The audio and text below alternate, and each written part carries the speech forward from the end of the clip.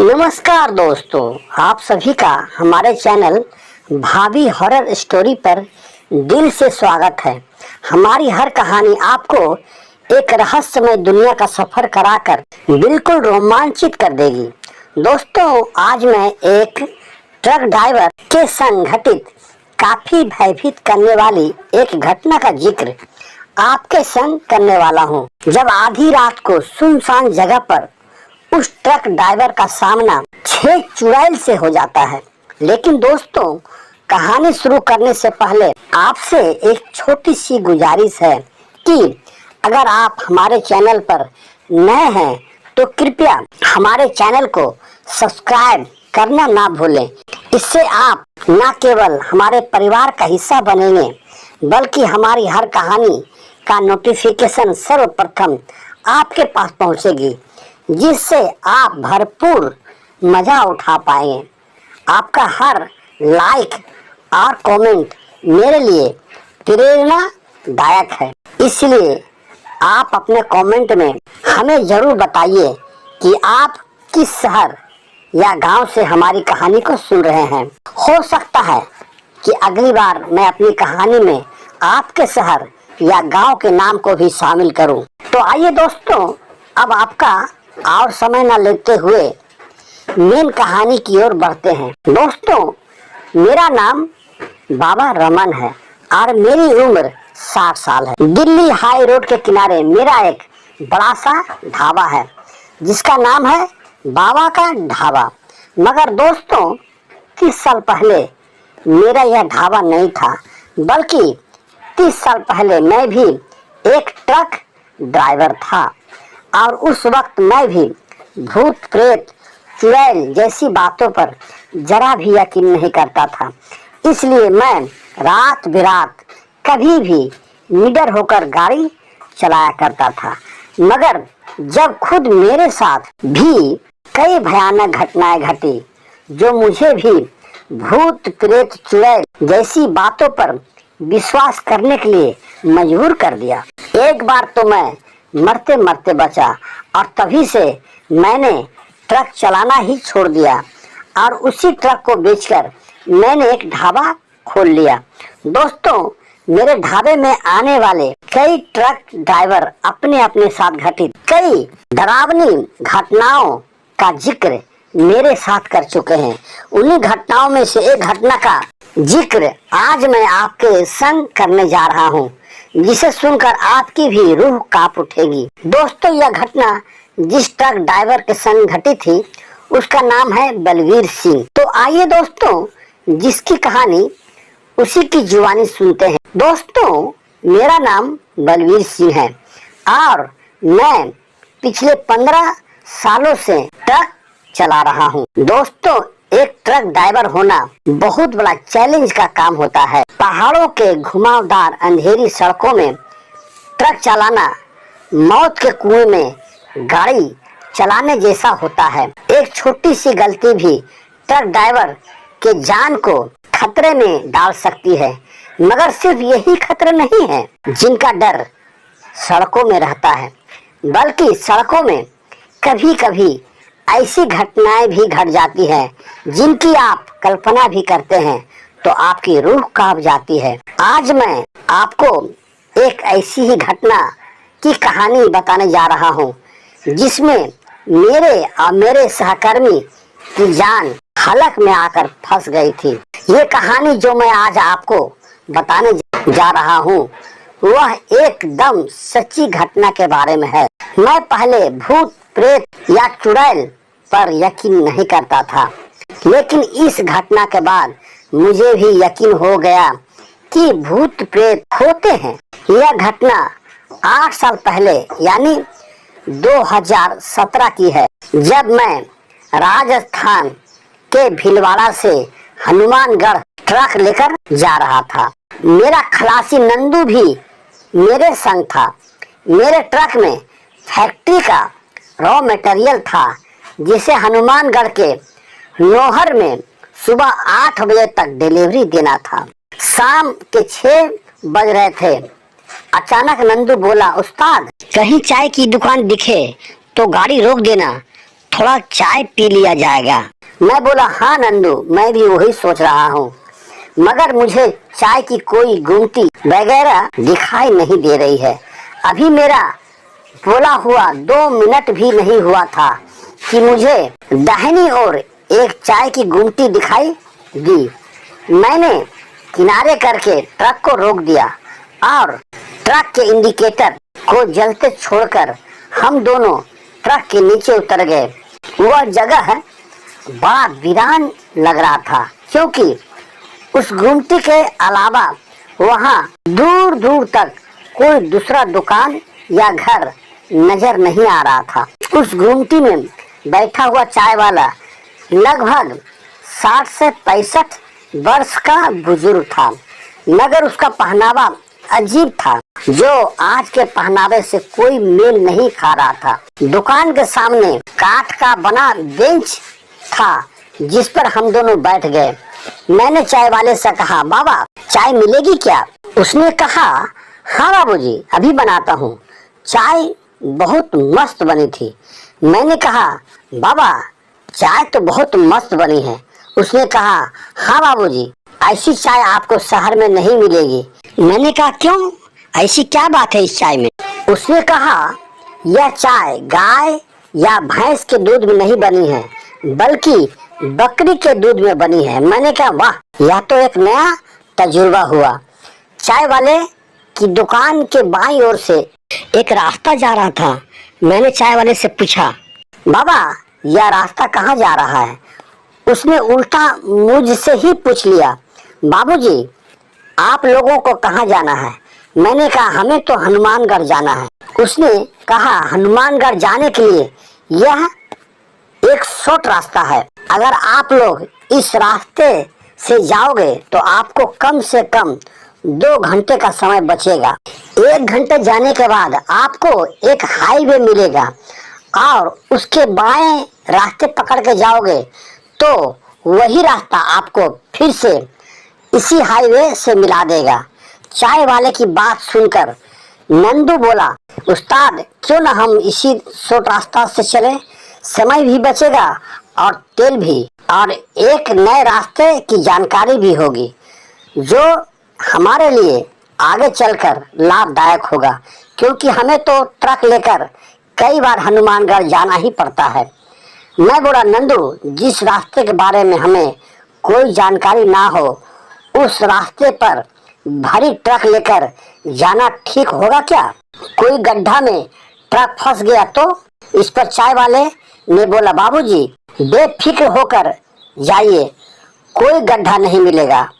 आज मैं सोचता हूँ दोस्तों कि काश मैं उस दिन उस चाय वाले से उस रास्ते के बारे में नहीं पूछा होता, और काश मैं उस दिन चाय वाले के पैसे देकर सीधे वहां से ट्रक लेकर निकल जाता, तो हम लोग इतनी बड़ी मुसीबत में नहीं फंसते। क्योंकि आगे चलकर जो घटना हमारे संग घटी, उसे जानकर आपकी भी रूह कांप उठेगी। फाइनली हम दोनों उसी शॉर्ट रास्ते से जाने का निर्णय ले लेते हैं और ट्रक को घुमाकर उसी शॉर्ट रास्ते से निकल पड़ते हैं। आधा घंटा जाने के बाद मुझे अचानक याद आता है कि बातों बातों में तो हम लोग चाय वाले का पैसा देना तो भूल ही गए। अब हम लोग पछताने के सिवा कर भी क्या सकते थे, क्योंकि वहां से हम लोग काफी दूर निकल चुके थे। मैं नंदू से बोला, यार हम लोगों से भारी मिस्टेक हो गया, बातों बातों में तो हम लोग चाय वाले का पैसा देना ही भूल गए। नंदू बोला, उस्ताद अब हम लोग कर भी क्या सकते हैं, क्योंकि हम लोग वहां से काफी दूर निकल चुके हैं। अब अगली बार आएंगे तो डबल पैसा दे देंगे। हम लोग उस रास्ते से निकल तो रहे थे, मगर वह रास्ता बड़ा भयानक था, क्योंकि हमें उस रास्ते पर अभी तक एक भी गाड़ी आते जाते दिखाई नहीं दिया था। ऐसा लग रहा था जैसे शाम के बाद उस रास्ते पर गाड़ी चलाना बैंड हो। गाड़ी तो छोड़ो, एक आदमी भी उस रास्ते पर नजर नहीं आ रहा था, और ना ही आसपास कोई घर दिख रहा था। हम दोनों काफी चिंता कर रहे थे कि कहीं यह शॉर्ट रास्ता अपनाकर हम लोग कोई गलती तो नहीं कर दिए। और चिंता का दूसरा कारण यह भी था कि 1.25 घंटा हो चुका था मगर अभी तक हाईवे का कोई नामो निशान नहीं दिख रहा था, जबकि चाय वाले तो बोला था कि 1 घंटे बाद ही आपको हाईवे मिलेगा। रास्ते में कोई इंसान भी नहीं दिख रहा था कि हम लोग उससे पूछ पाते कि आखिर हाईवे कब तक आने वाला है। मैं यही सब चिंता कर रहा था, तभी मुझे अचानक सड़क के किनारे से आती हुई एक औरत दिखाई देती है जो माथे पर लकड़ी का एक गट्ठर लेकर सामने से आ रही थी। इतना सुनसान रास्ते में कम से कम एक औरत देखकर दिल को कुछ सुकून मिला था। मैं उस औरत के पास पहुंचते ही गाड़ी को रोक दी। उस औरत का पहनावा अजीब था जो आज के जमाने से मेल नहीं खा रहा था। वह 50-55 की लग रही थी। गाड़ी रोकते ही वह औरत भी रुक गई। मैंने उससे पूछा, बहन जी हाईवे कब तक मिलेगा? वह बोली, सीधे जाओ मिल जाएगा। मैंने उससे बोला, इतनी रात को लकड़ी लेकर जा रही हो? वह बोली, क्या करें साहब, हम लोग गरीब आदमी हैं, लकड़ी पर ही खाना बनाते हैं। इतना कहकर वह जाने लगी। मगर जब वह मेरे पास से गुजरी तो मेरे बदन में एक अजीब सी सिहरन महसूस हुआ और एक अजीब दुर्गंध भी आ रही थी। जब मैं उसके पीछे टॉर्च की रोशनी डाली और जो मैंने देखा, जिसे मैं लकड़ी समझ रहा था, वह तो लकड़ी था ही नहीं, बल्कि वह तो मरे हुए मनुष्यों की हड्डियों का गट्ठर था। एक तो सुनसान रास्ता, दूसरा उस औरत का अजीब हुलिया और तीसरा उसके सर पर मानव हड्डियों का गट्ठर और चौथा उस औरत का झूठ बोलना। यह सब दृश्य मुझे विचलित कर रहा था। मैं तुरंत ट्रक को स्टार्ट करके वहां से जल्द भागने ही वाला था, मगर उसके पहले जो मैंने देखा वह तो और भी चौंकाने वाला था। मेरे ट्रक के खिड़की के पास वही चाय वाला बुढ़ा खड़ा था और वह मुझसे बोलने लगा, वाह बाबूजी, चाय का पैसा दिए बिना ही वहां से आप लोग चले आए। मैं हैरान था कि एक बुढ़ा आदमी अंधेरी रात में, वह भी बिना कोई गाड़ी के, ट्रक के स्पीड से कैसे आ सकता है। मैं यही सोच रहा था इससे पहले कि मैं उससे कुछ पूछ पाता। उसने कहा, दीजिए जल्दी से 40 रुपये। मैं तुरंत पर्स निकाला और 40 रुपये दिए और पर्स को वापस पैंट के पीछे रखने लगा। पर्स को रखने के बाद जब मैं नजर घुमाया तो वह चाय वाला बुढ़ा वहां से गायब था। मैं और नंदू दोनों ट्रक से उतरकर ट्रक के चारों तरफ टॉर्च की रोशनी डाली, मगर दूर दूर तक वह चाय वाला बुढ़ा वहां नजर नहीं आ रहा था। आखिर इतनी जल्दी वह बुढ़ा गया तो गया कहाँ? नंदू बोला, उस्ताद मुझे तो यह जगह ठीक नहीं लग रही है, जल्द से जल्द यहाँ से निकल चलो। मेरा भी मन कर रहा था कि अब आगे नहीं जाकर गाड़ी वहीं से वापस घुमा ले, मगर सड़क काफी कम चौड़ी थी। भरा हुआ भारी ट्रक गड्ढे में फंस जाने का डर था, इसलिए हम दोनों ट्रक में उठे और ट्रक को खूब स्पीड में वहां से आगे की ओर भगाने लगे। अभी हम लोग 15 मिनट भी नहीं चले थे कि मैंने देखा मेरे ट्रक के सामने बीच रोड पर वही औरत अपने माथे पर लकड़ी का गट्ठर लिए सामने की ओर जा रही है। उसकी पीठ मेरी ओर थी, मगर मैंने ध्यान से देखा कि उसके पैर उल्टे थे और वह उतनी ही स्पीड से आगे की ओर चल रही थी जितनी स्पीड से मैं ट्रक को दौड़ा रहा था। यह देखकर हम दोनों के सिट्टी पिट्टी गुम हो चुकी थी। मुझे तो लग रहा था कि मैं सोते हुए कोई बुरा सपना देख रहा हूँ, मगर यह सब जो भी हो रहा था मेरी खुली आंखों के सामने हो रहा था, जिसे मैं इनकार भी नहीं कर सकता था। मैं सुना था कि चुड़ैल के पैर उल्टे होते हैं, यानी कि यह पक्का हो चुका था कि वह औरत एक चुड़ैल थी। हम लोग भूत प्रेत को नहीं मानने वालों में से थे, मगर आज लग रहा था कि भूत प्रेत चुड़ैल भी अपना होने का पक्का सबूत हमें देना चाह रहे थे। वह चुड़ैल हमें 5 मिनट तक दिखाई दी और उसके बाद वहां से अचानक कहीं गायब हो गई। मैंने मोबाइल में देखा 8:15 बज रहे थे।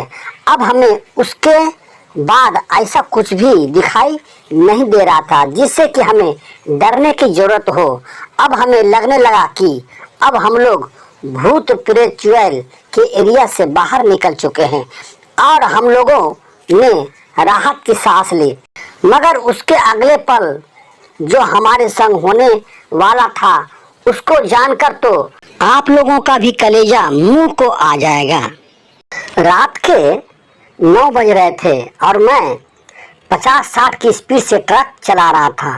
तभी मुझे दूर से एक घर दिखाई दिया जिसकी खिड़की से आती हुई रोशनी मुझे स्पष्ट दिखाई दे रहा था।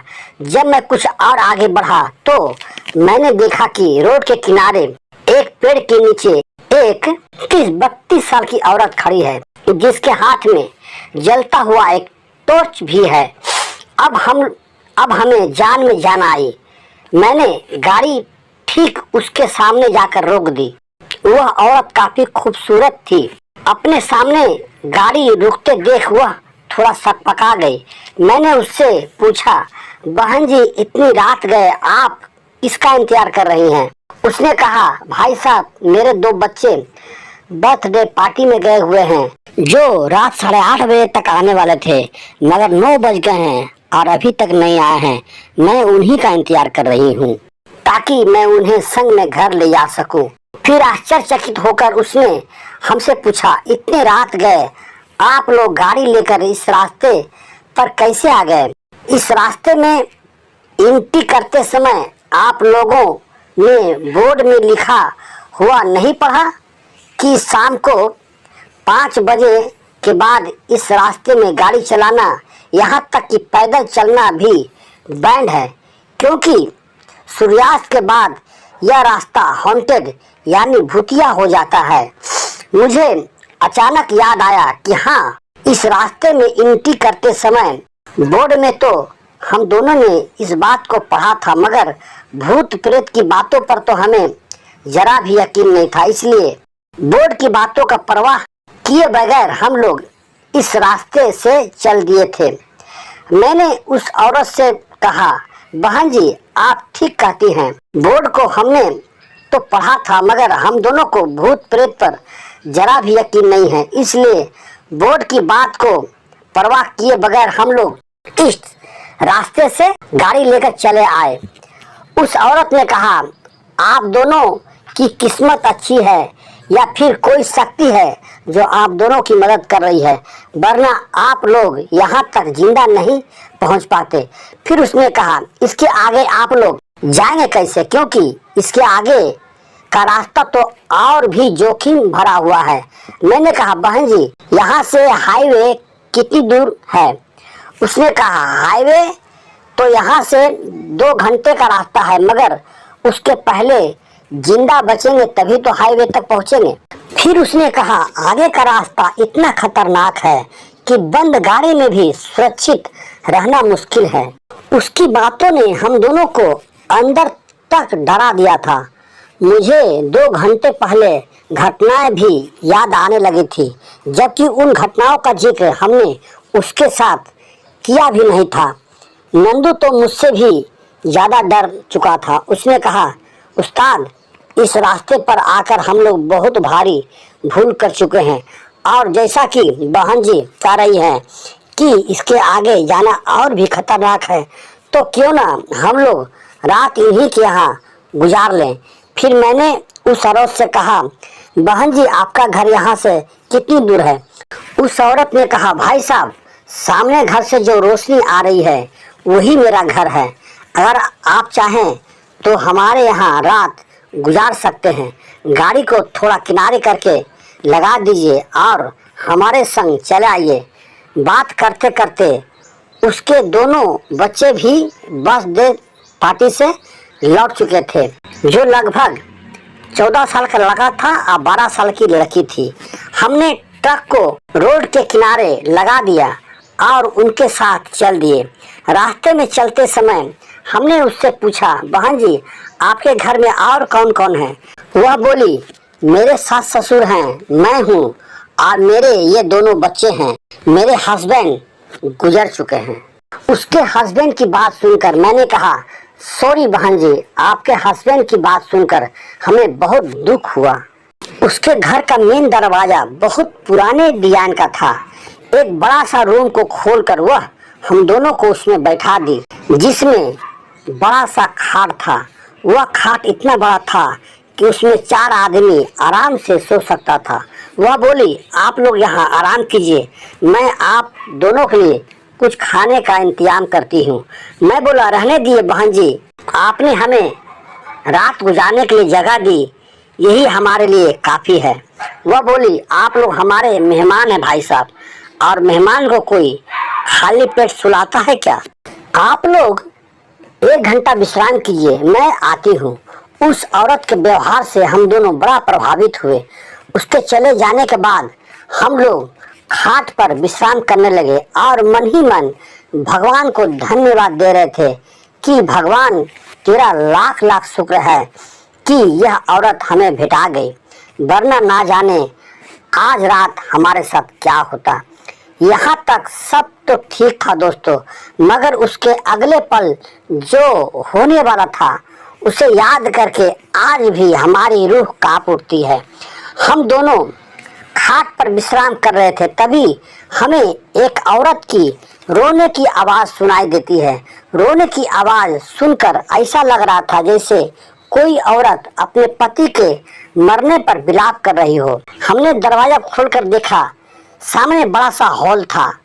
हॉल के सामने लाइट जल रहे थे, मगर वहाँ आसपास कोई भी नहीं था, मगर रोने की आवाज़ स्पष्ट सुनाई दे रही थी। हम दोनों हैरान थे कि आखिर यह आवाज़ आ कहाँ से रही है। उस हॉल से छत पर जाने का सीढ़ी बना हुआ था, इसलिए हम लोग धीरे धीरे करके छत पर चले गए। छत पर हमने देखा 4-5 रूम के लिए दीवार तो खड़े कर दिए गए थे, मगर उनके छत की ढलाई होना अभी भी बाकी था। चांदनी रात होने के कारण सब कुछ स्पष्ट दिखाई दे रहा था। हमने अच्छी तरह से देखा, उस छत पर भी कोई नहीं था, मगर रोने की आवाज़ अभी भी स्पष्ट सुनाई दे रही थी। इसलिए हम लोगों ने छत के दूसरी ओर नीचे देखा, जहां नीचे बड़ा सा आंगन था और चांद की रोशनी में सब कुछ स्पष्ट दिख रहा था। और उस आंगन में जो हमने देखा उसे देखकर हमारी रूह कांप उठी। उस दृश्य को देखकर हम दोनों डर के मारे थर थर कांपने लगे। हमें हमारी आंखों पर यकीन करना भी मुश्किल हो रहा था कि ऐसा कैसे हो सकता है। जरा आप भी कल्पना करके देखिए दोस्तों कि आखिर हम दोनों ने ऐसा क्या देख लिया होगा जिसे देखकर हम दोनों डर के मारे थर थर कांपने लगे थे। हमारे बताने से पहले आपने क्या अंदाजा लगाया था, इसे हमें कमेंट में जरूर जनाइएगा।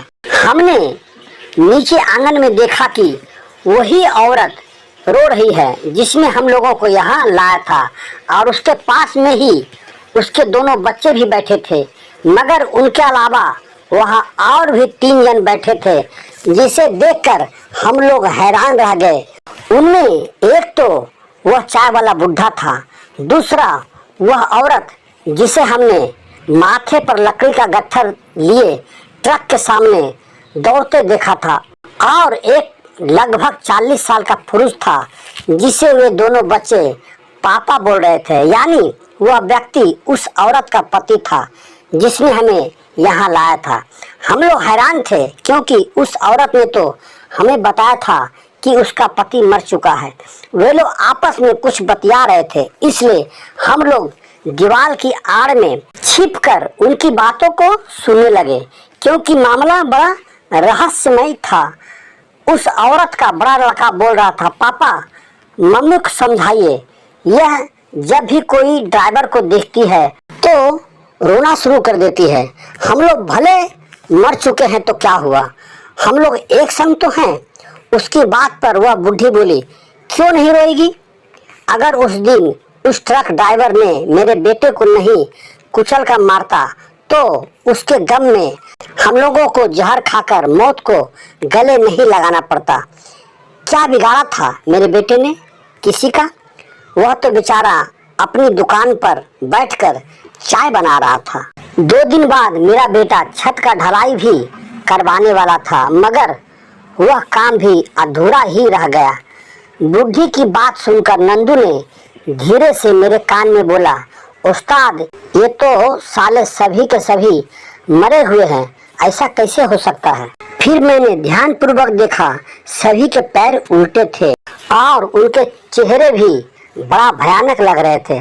सभी का चेहरा काला था और आंखों की जगह 2 बड़े बड़े गड्ढे थे। मतलब हमारी तरह उनकी आंखें नहीं थी और उनके दांत भी बड़े बड़े थे, जैसे कोई रक्त पिशाच हो। फिर अचानक चाय वाला बुढ़ा बोला, तुम लोग एक बंदे के लिए बोल रहे थे, मगर मैंने 2-2 बंदे का इंतजाम कर दिया। फिर भी ये दोनों भाई बहन कलेजी के लिए झगड़ रहे हैं। मैं पहले से ही बोल देता हूँ कि मेरे लिए उस गोरे लड़के का जो खलासी है उसका कलेजी अलग से रख देना, और उस लड़के का एक थरिया खून भी मुझे चाहिए, नहीं तो अच्छा नहीं होगा। तुम लोग ड्राइवर का कलेजी खा लेना, मैं कुछ भी नहीं कहूँगा। इतना सुनते ही हम लोग छत से उतरकर भागने लगे, मगर जैसे ही हम लोग मेन गेट पर पहुँचे, मेन गेट का दरवाजा अपने आप धड़ाम से बंद हो गया, जिसकी आवाज़ सुनकर वे सभी चुड़ैल वहाँ आ गए। जैसे शिकार को खाने से पहले भेड़िए गुर्राते हैं, उसी तरह सभी गुर्रा रहे थे। अब हम लोगों को लगने लगा था कि अब यहाँ से हम दोनों का जिंदा बचकर निकलना मुश्किल है। हम लोग दोनों हाथ जोड़कर थर थर काँप रहे थे। कल्पना करके देखिए दोस्तों कि यही स्थिति अगर आपके साथ हुआ होता तो आपको कैसा लगता, और ऐसी स्थिति में आप लोग कौन सा उपाय करते, हमें कमेंट में जरूर बताइएगा। अचानक वह औरत बोलने लगी, तुम लोगों को तो भूत प्रेत पर यकीन ही नहीं था, अब आया यकीन। इसके बाद वे लोग नंदू को पकड़ लिए और घसीट कर दूसरे रूम में ले गए। नंदू जोर जोर से चिल्ला रहा था और दया की भीख मांग रहा था। मैं असहाय होकर खड़ा था और नंदू के लिए कुछ भी नहीं कर पा रहा था। तभी मैं अचानक सोचने लगा कि वे लोग मुझे क्यों नहीं पकड़ा। तब मुझे याद आया कि मेरे पैंट के पीछे पॉकेट में मनी पर्स में छोटा सा हनुमान चालीसा की किताब है, जिसे मैं ट्रक में अगरबत्ती दिखाते वक्त 2 मिनट पढ़ भी लिया करता था। अचानक मैंने उस हनुमान चालीसा को निकाला और जोर जोर से पढ़ने लगा। जय हनुमान ज्ञान गुरु सागर, जय कपीत लोक उजागर। हनुमान चालीसा पढ़ते ही नंदू का चिल्लाना बंद हो गया। अब वे लोग चिल्लाने लगे, इसे बंद करो, इसे बंद करो। नंदू दौड़कर मेरे पास आया। वह घायल हो चुका था। अब वह भी हनुमान चालीसा जोर जोर से गाने लगा। हम दोनों दरवाजा खोला, मगर इस बार दरवाजा दोबारा बंद नहीं हुआ। हम लोग लगातार हनुमान चालीसा गाते जा रहे थे और ट्रक की ओर बढ़ते चले जा रहे थे। हम लोगों ने कभी मुड़कर पीछे नहीं देखा। ट्रक के केबिन में उठकर वहाँ भी मैजिक सिस्टम में हनुमान चालीसा बजा दिया और वहाँ से ट्रक लेकर निकल चुके। 1 घंटा के बाद हमें हाईवे भी मिल गया, जहाँ तीर की निशान के साथ लिखा हुआ था हनुमानगढ़ 354 किलोमीटर। मैंने मोबाइल में समय देखा, रात के 2 बज रहे थे। हम लोग सुबह 8 बजे तक हनुमानगढ़ पहुंच भी चुके थे। वहां माल की डिलीवरी देने के बाद हम लोग पास के एक हनुमान मंदिर में गए और नहा धोकर हनुमान जी की पूजा अर्चना की। दोस्तों, आज भी मैं जब कभी सोचता हूँ कि अगर मेरे पास उस दिन हनुमान चालीसा नहीं रहा होता तो क्या होता। ऐसा विचार आते ही मेरे रोंगटे खड़े हो जाते हैं।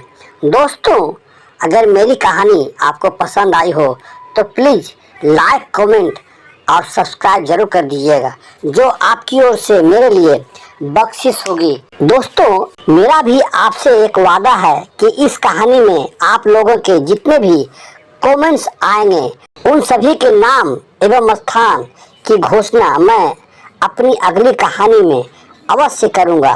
तब तक के लिए नमस्कार, आदाब और सत श्री अकाल।